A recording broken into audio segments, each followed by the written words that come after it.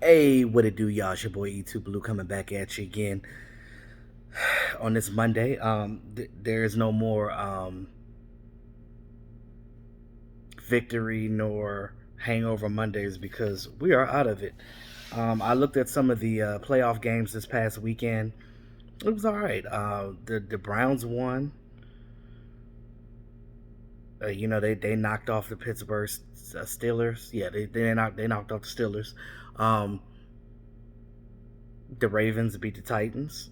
We thought that the Titans were going to be uh, Lamar Jackson's his kryptonite or whatever, but he proved them wrong on that one. He won, had a nice little run in that game, and then the Washington football team lost to Tampa Bay. Now I'm gonna make a quick Super Bowl prediction, maybe because I kind of want to see it.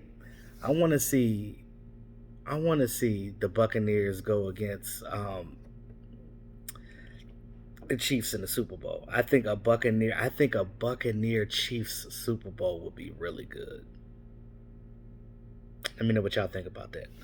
But anywho, back to Dallas Cowboys. So we talked about Mike Nolan being fired, right? So what are we gonna do? Who's gonna be the defensive coordinator? Been everybody's been talking about it. All the YouTubers are out talking about it. Mike Fisher's talking about it. Everybody who has a voice is talking about it right now. And I know, um, and this is why I love the difference of opinion, because you get to see really right now who feels what kind of way when it comes to who they want as a defensive coordinator, fan wise, coaching staff wise. Now, we know one thing we know about our Dallas Cowboys, we have a habit to hire people that we know. Even before we had Mike McCarthy, we know that they're giving Mike McCarthy the lanes to pick a new defensive coordinator. But Jerry Jones and Stephen Jones, they're in on these interviews as well. So as you know, they've interviewed not just Dan Quinn. Now Dan Quinn had two interviews. Not only did he have a Zoom call, but they actually brought him in. Um, they interviewed Joe Witt. They interviewed Jason Simmons, which is the Panthers coordinator. I don't know if I want him because their defense did even worse than we did this year. We were ranked 21. I think they were ranked 23. So, well, in the passing game, that is. But when you look at overall, it don't look too good. Now, when I look at this situation right now, and I talked a little bit about it in my last video, whatever, about all the candidates and stuff that I had on my roster. If you want to go back to that video, you could look at it. I talked about all the different coordinators that I thought that maybe could fit, and some of them I just threw out there just because other people were talking about it, and I kind of wanted to throw some 2 cents in there to try to make sense of it, as basically saying that that's not going to work, because whatever it is, your defensive coordinator bet not be a 3-4 guy. That's my biggest thing. I don't want him to be a 3-4 guy, and I don't want him to be hired just because he's a good old boy. And when I say good old boy, I mean a friend of Mike McCarthy, a friend of the Jones family. Like, stop hiring these good old boys, these people, just because you feel like you owe them a job. No, I want to see merits. I want these guys being picked to help this defense get better, because I don't want any more Mike Nolan type of shit out there. Excuse my language, but I'm just saying. I don't want no more Mike Nolan stuff. We need to get better as a team, as a whole. We need to get better. And now that they also got rid of Jim Tom Sula, now you need a defensive line coach too. So they're going to be looking for that as well. Now, we talked about this. Depending on what coordinator gets hired, really depends on if the rest of the staff stays. Because you got Curley as your linebacker coach. You got Maurice Lindquist and Al Harris as uh, your DB's coach and passing game coordinator. You got George Edwards still on the staff. So when I say top candidates, and I think that if I had to pick maybe top two to maybe get this position, I would say it's between Dan Quinn and George Edwards. They really like George Edwards because he's already on the staff. He already knows what this defense can do.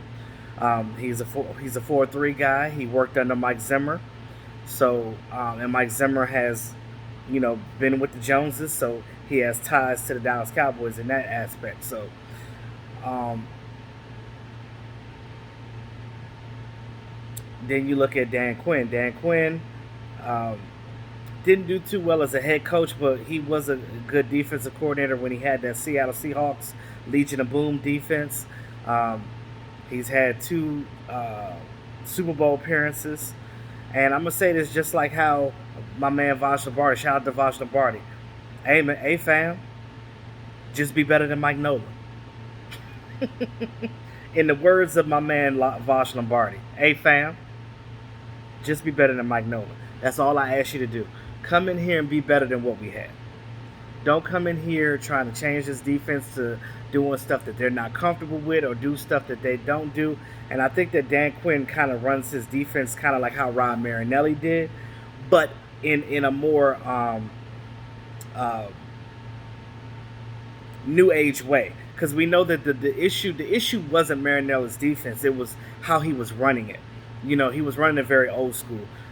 Not disguising coverages, just kind of just doing the same old regular, just staying in dime and nickel formations and not switching things up. Like you could bring a safety down in the box. You can have a guy spying here or there. You can do different things on defense where you can not necessarily hybrid, but you can move some pieces around so the defense can be like, well, why is that guy over there? Why is he lined up like that? I don't understand what's going on here. Now, veteran quarterbacks, no matter what you do as a defensive coordinator, you're not going to trick them. Like Tom Brady. Tom Brady's seen everything. Um, what was killing me was the Washington football team was out there literally trying to Jack Del Rio and them trying to disguise stuff and do trickery and shit on defense to try to outsmart Tom Brady. But you can't do that. Tom Brady has seen everything, so it's pointless. All I want, if Dan Quinn is going to be the coordinator, I just want him to be better than what we had. I want him to understand these players. And I know these players are going to play better in his system because they did play better in Marinelli's system. They were more ball hawkish in that. Whenever they tackled, they gang tackled. It wasn't enough discipline in this defense. I feel like Mike Nolan, and I don't need you to be yelling in the players' faces. I'm not just saying that because you could be a yelling coach and still be a sorry ass coach, but if you're a in-your-face type of coach and you have your scheme to back it up, you could do some things. And to be honest with you guys, our defense don't even need to be top 10. It don't need to be top 5. But we definitely need to be top 15, though. Like, if you're trying to say, okay, if we're in the middle of the pack, right? If we're between 10 and maybe 16 or 17, I'm cool with that. You know why?